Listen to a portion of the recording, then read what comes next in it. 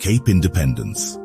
The proposal involves turning the Western Cape, a South African province, into an independent nation. Whilst the current political movement is a fairly recent one, having only begun in 2007, the factors which led to it can be traced back to the previous century. In 1910, the British unilaterally merged 4 autonomous states together to create the Union of South Africa. The Western Cape's predecessor, the Cape Colony, had been considerably more liberal than the rest of the other Southern African states, specifically in regard to voting rights, as Cape Qualified Franchise granted the vote to all males who met certain economic requirements, thus making it the only region within Southern Africa to allow the mixed-race Cape Coloureds, alongside native Africans, to vote in elections. The Cape's last Prime Minister, John X. Merriman, had attempted to have the Cape's non-racial voting system applied to all of the Union. However, this was rejected by the other provinces.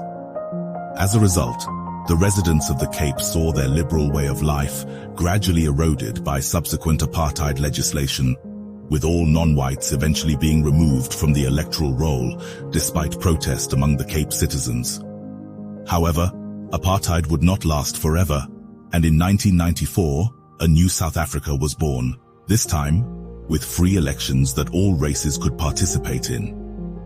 The country's provinces were also rearranged, and it was here that the Western Cape in name was born, and much like its predecessor, it near immediately found itself at odds with the rest of the country. For the next 29 years, the Western Cape continually found itself as the only province that did not vote for the ANC, the Socialist African Nationalist Party that has misgoverned South Africa since apartheid ended. Instead, the Western Cape has consistently voted for political organizations that support non-racialism and a market economy. These arguments initially, however, failed to gain much traction. Following a series of government scandals, economic stagnation coupled with rising unemployment and the introduction of additional racial policies has brought the idea of an independent Western Cape into the mainstream, with 58% of Western Cape registered voters supporting independence, according to a poll conducted in July 2021.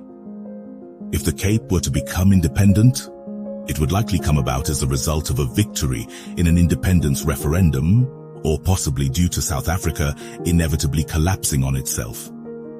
With its independence secured, the newly independent Cape Republic would now need to choose its form of government. The exact political system it would choose is unclear, though it is possible that it would become a direct democracy in which the country's electorate would be consulted and participate in referendums in order to pass new laws. The country would certainly have a free market, capitalist economic system, with it potentially creating free ports and becoming a tax haven. The largest industries in the country would be financial services, IT, real estate and agriculture, whilst it would likely also make a considerable profit from tourism. In regards to demographics, the Cape would have a population of 7.1 million, with around 50% of the population being Cape Coloureds, 32% African, 17% whites, and 1% Asians. Any racial laws would be scrapped, most notably BEE, and the Cape government would likely argue that their country is in fact the real Rainbow Nation.